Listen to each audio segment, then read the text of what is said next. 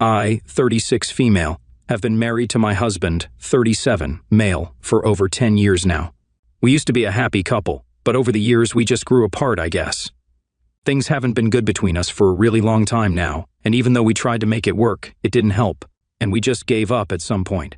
We even tried for a baby in our early 30s because we thought maybe a child would help us fix our relationship, but we struggled a lot while trying to conceive. And after spending thousands of dollars on IVF treatments and doctors, we gave up on any hope for a baby as well. That led to a lot of bitterness and resentment between us, and things haven't been the same ever since. For the last couple of years, we've been living together like roommates. I don't think either of us has been happy for a long time in this marriage, but we've just been too afraid to admit it. So we continued to live the way we were used to. But the one thing that I didn't do was cheat. No matter how bad it was, I think loyalty is just the bare minimum to ask of your partner, but I guess some people can't even give you that. My husband, unfortunately, turned out to be one of those people.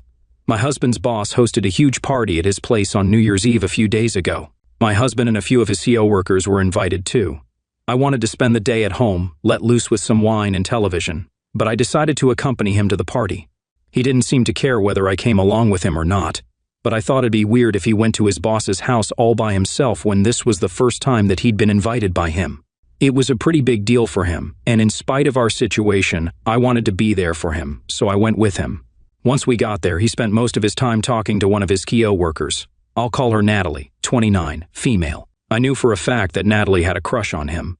A few days back, I caught my husband chuckling at his phone and hadn't been able to resist the urge to ask him what he was laughing about. He told me that he was texting a young coworker about some work, and she was trying to flirt with him. He'd passed it off as a joke, and I hadn't thought much about it either, since we're both working, and obviously sometimes our coworkers do hit on us, and it's normal. And also, he'd shown me the flirty text that she'd sent him, so I thought it was all right since he was being transparent about it, so it wasn't anything for me to be worried about. I found it a little weird that this woman was flirting with him despite knowing that he was married, but I couldn't prevent that.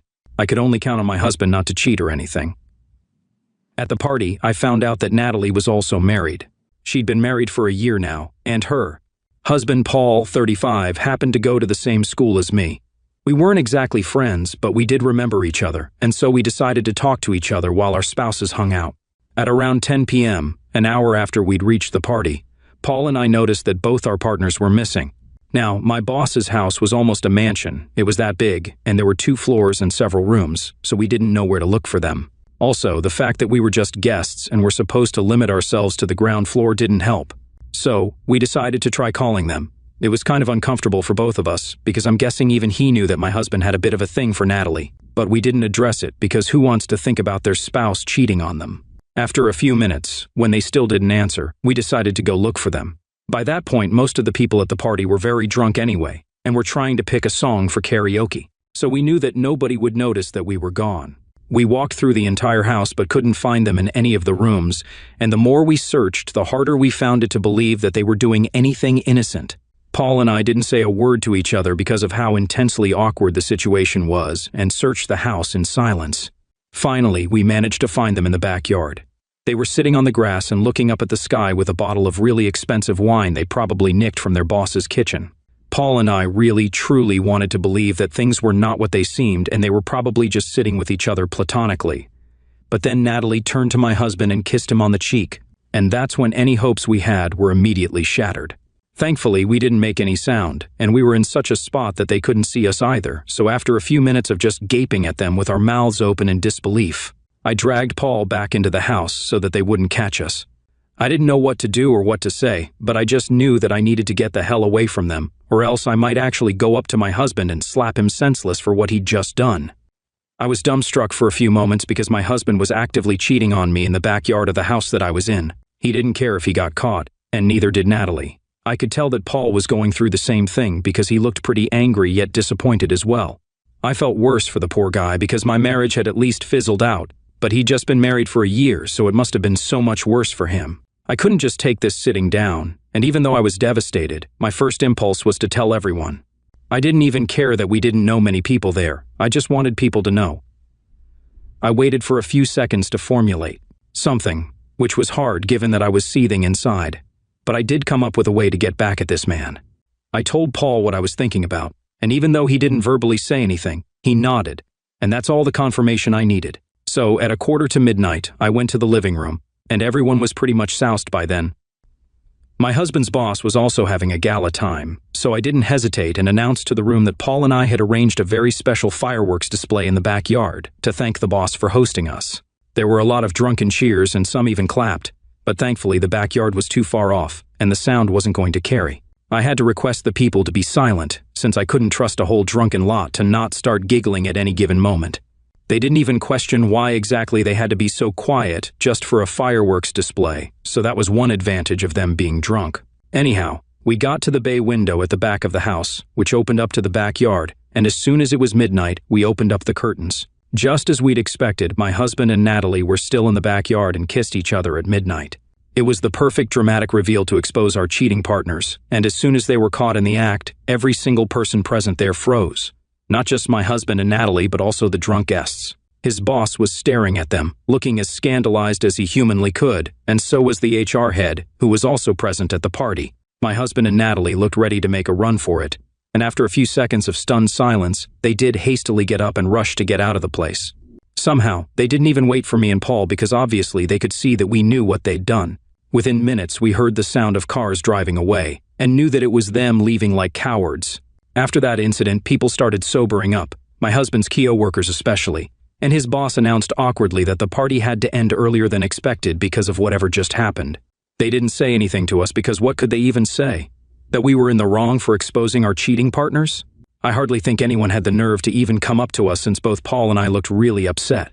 Despite having been able to successfully catch them in the act and show everyone at the party how disloyal they were, he and I hugged each other goodbye because something like this pretty much bonds you together for life. And we weren't friends, but we certainly were feeling the same kind of pain, and that was something. We headed back to our houses, and I was dreading what was going to happen. Of course, there'd be a confrontation which would lead to a massive fight, but I just wasn't mentally prepared for it. I knew that this was the end of the road for us, and I was going to have to file for divorce soon. But I felt so emotionally drained that I didn't feel like speaking to him or screaming at him for what he'd done to me. I just wanted to get it over with. Luckily, when I came back home, he wasn't there.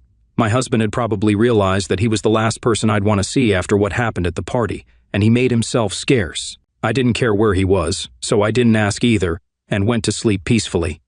At least I'd been able to get my revenge, or whatever you want to call it, by giving his CO workers a scandal that they'd definitely be talking about for a year. So I counted that as a win for myself. The next morning, I woke up when my phone started ringing and realized that it was my husband calling. I answered it just out of curiosity, and he put me on blast. He said that both of us were well aware that our marriage was dead, so him looking for love outside of marriage shouldn't have been a big deal at all. So he didn't know why exactly I was so worked up. That was problematic in itself, because despite the state of our marriage, I'd never even thought about cheating. He could have just ended things with me and then taken off with whoever he wanted to, and I wouldn't have thought anything of it because it wouldn't have been so wrong. But if I could stay loyal to him despite our loveless marriage, then so could he. What he'd done was unforgivable. You can't have your cake and eat it too. But then he brought up the fact that instead of just confronting him about this later on in person like a normal human being, I went psycho and got his KO workers and even his boss involved. Now he's blaming me for whatever trouble he's about to get into at work, since a lot of his boss's business associates were also present at the party. And while this won't directly affect the company, it sure will lead to a lot of gossip and scandal, which isn't good for anyone. He's already received an email summoning him to a meeting with the HR head and his boss, of course, and he thinks I'm the one at fault for this. It's been 2 days, and he's not yet gone back to work since it's the weekend, and he took a day off on the 1st, so I don't know what's going to happen. It's bound to have really bad consequences that I'm sure of, but I don't know how that's my fault. AATA for exposing my husband's affair with his coworker at his boss's New Year's Eve party? Update 1. It's been 2 weeks since New Year's, and my husband has been constantly blaming me for everything that has happened to him after the party. He got fired, obviously. I don't know the exact details, but I don't think anyone was surprised by it, and so was his coworker, Natalie. I've already filed for divorce, and he was served with the papers a few hours ago. We're due to appear in court in the next couple of days, and he's trying as hard as he can to persuade me to stop the proceedings. He hasn't come back home since the party, and I think he's living with his brother since that is what he told me, but I don't think he can be trusted anymore. He might have shacked up with Natalie for all I know. I don't know why exactly he thinks he can convince me to stay after what happened, because it was a horrible experience for me, and I deserve to be with someone better who values me and puts in an effort to be worthy of me. Our marriage has been over for a while now, and we're both aware of it. My husband thinks that we should just continue to stay together and have an open marriage since a divorce will just lead to unnecessary complications. I think the unnecessary complications are just something that applies to him because I'm perfectly fine with getting a divorce. He's always been bad with money, which is why we've kept our finances separate, and as a working woman myself, I'm sure that given the way he spends his money, he doesn't have a lot saved up and is only so desperate to avoid the divorce because of the whole financial aspect, even more so now that he's out of a job as well. If an open marriage is what he really wanted, then he should have said that before he went ahead and cheated on me with his coworker. The marriage had already been opened up from his end and he kept me in the dark about it. That's the truth, and now he's trying to save face. Well, that's not happening.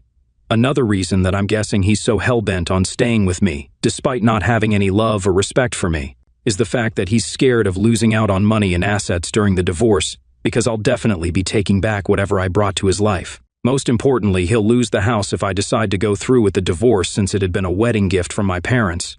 And without a job right now, there's nothing he can do except live with his younger brother, who's just pathetic for a man in his late 30s.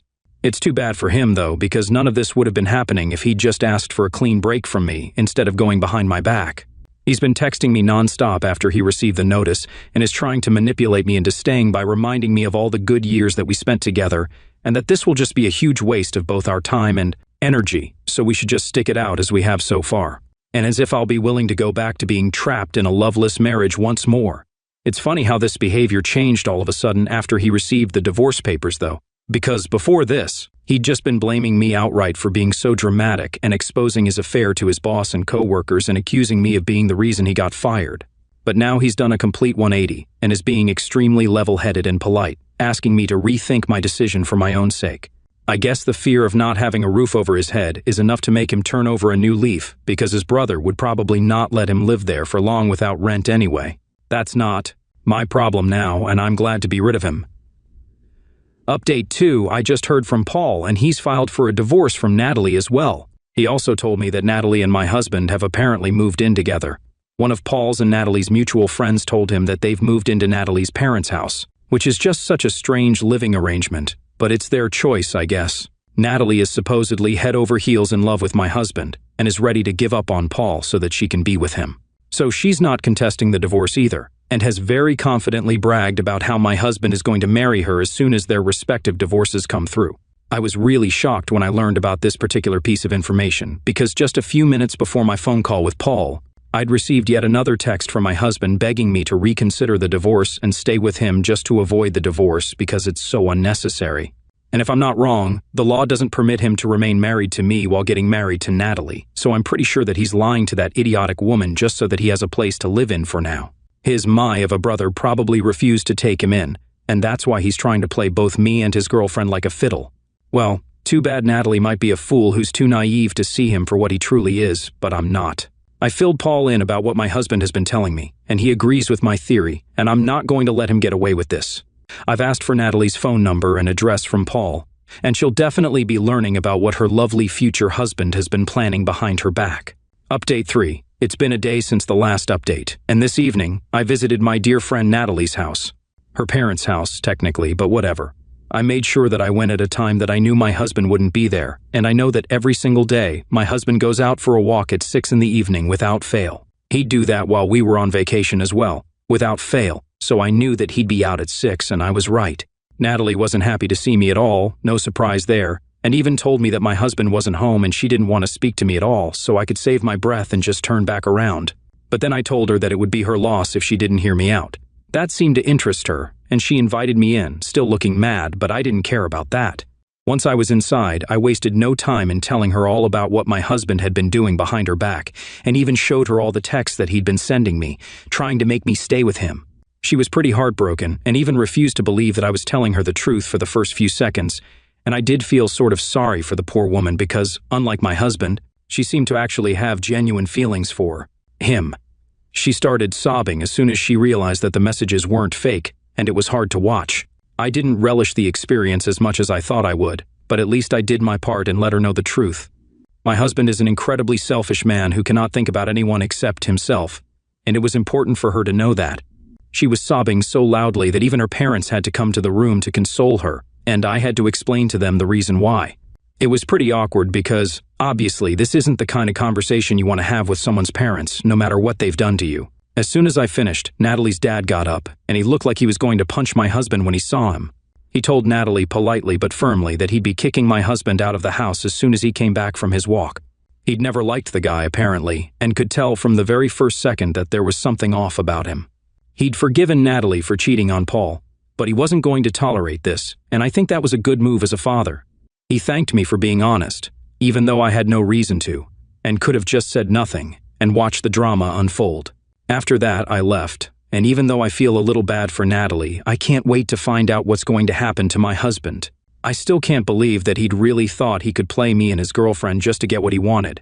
It's pretty dangerous to be a stupid, selfish a-hole and still believe that you're a genius. My husband's living proof of that. Update 4. Hey guys, I think it's been almost 2 weeks since I visited Natalie and told her all about my husband's two-timing, and well, Natalie's father had the good sense to kick my husband out the very same day that I dropped by and filled him in on what he was up to.